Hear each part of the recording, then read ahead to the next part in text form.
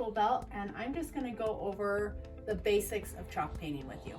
Okay, so we've got a little nightstand here and a couple cups of hot water, and we recommend that you just wash everything with a little bit of baking soda and some hot water. So seriously, like a teaspoon of baking soda and hot water, okay? And the baking soda just really cleans all the grime and nasty stuff from your piece. So just wash it off and make sure it's totally dry before you start painting. And all these little grooves here. I might actually have to sand a little bit of that because the person that gave this to us used duct tape. So it's coming off with my fingernail. Maybe it will come off, but anyway,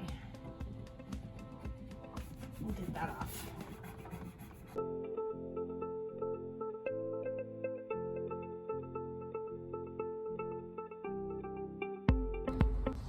Okay, so we've got everything cleaned and it's dry, so we're ready to paint. So I have my Chalky Chicks Blackbird paintbrush, and chalk painting brushes are different than regular wall painting brushes. You can see it's really thick on the top. It's a lot bigger around, so those bristles are really a lot more stiff than wall painting bristles. So you can really get into those areas and it's never going to ruin your bristles, okay? And also the paint the brush holds a lot of paint on the ends, so you don't use as much paint, and the brush works the paint into the wood instead of just dragging it over it, so it levels it out. So you want to invest in a chalk painting brush, and if you cannot afford a chalk painting brush, because they are a little bit more expensive, this one's about $25, then use a sponge brush or like a roller. Those will work better than a wall painting brush. So I am painting with our Sweet 16 now, and basically your first coat is going to go on pretty thin, okay? It's going to go on like a primer coat. You're going to be able to see the brush strokes. You're going to be able to see the wood coming through. It does dry pretty fast. I would say between 15 and 20 minutes. So by the time I'm done painting the top and going down, I'll be able to start my second coat. You don't want to keep going over and over it because it just will gum up. So just paint one light coat over everything, and then you can come back when it's dry and paint your second coat.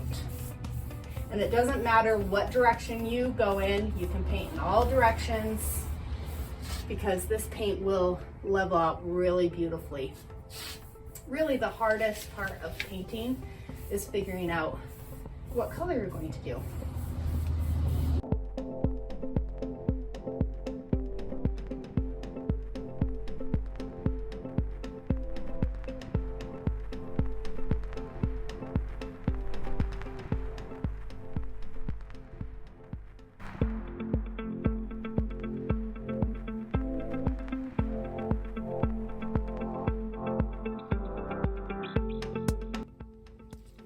Okay guys, you can see that this is dry now, and you can also see the brush strokes, so don't worry about that. Like I said, this is just acting like a primer coat, okay?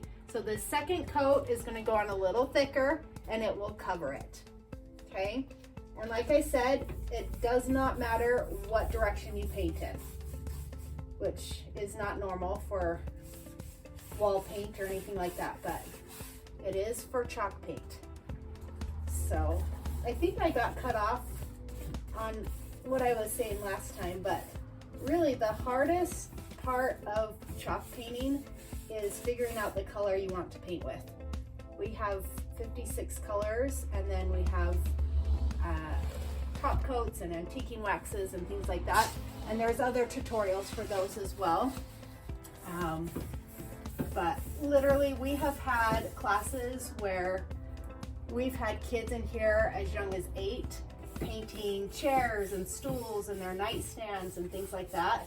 And they have all turned out beautifully. So it's pretty amazing how easy it is.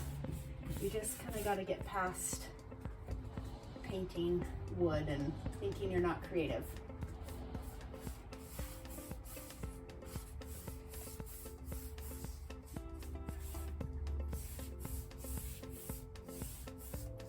Okay, we're gonna put this on time lapse so you don't have to watch me paint this whole thing.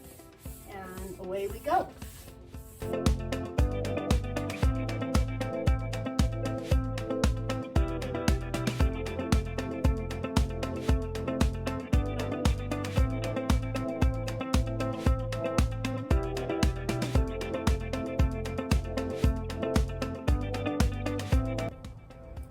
Okay guys, we've got our second coat on it, and most of it's dry, so I'm just going to show you how to wax the front, okay? So really quick, I'm going to show you a couple of our wax brushes. We've got 2 different wax brushes, and it's just preference. This one's really nice because it just holds in your hand like this, and then this one's like our other paint brushes. You do not have to have a wax brush. These are great if you have a lot of projects and you need to get into grooves and things like that, where your fingers would start to hurt, or, you know, I have arthritis in my fingers, so doing it with a cloth hurts after a while, but you can do that. So I'm going to actually use our waxing brush, this one, and I am going to use our Old Masters paste wax. So this is our favorite wax. This is a furniture wax, so it seals the paint, okay?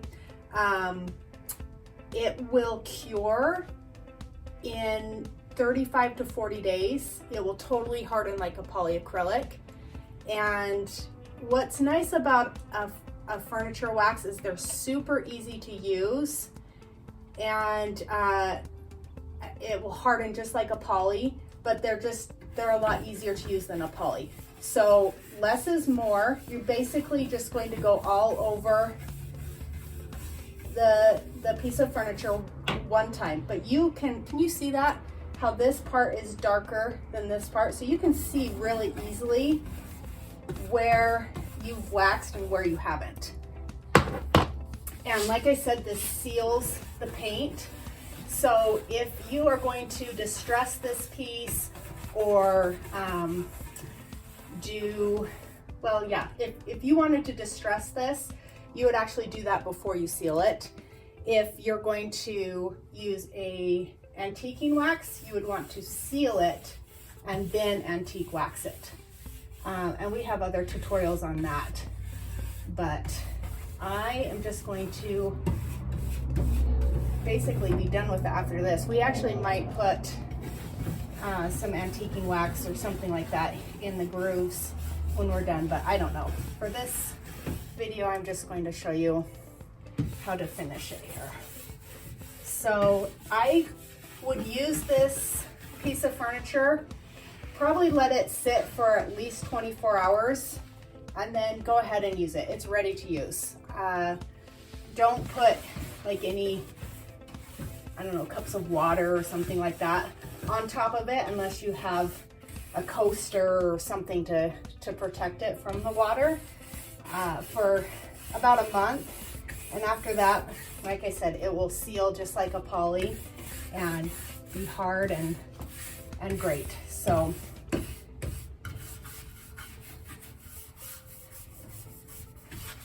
just gonna go all over.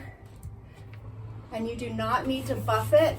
The only time you would need to buff this wax out anyway is if you get too much on it and it turns white. So just make sure you're not going over and over and over it, and it will be just fine. But it will feel really smooth and slick, and that is all you need to do. Okay.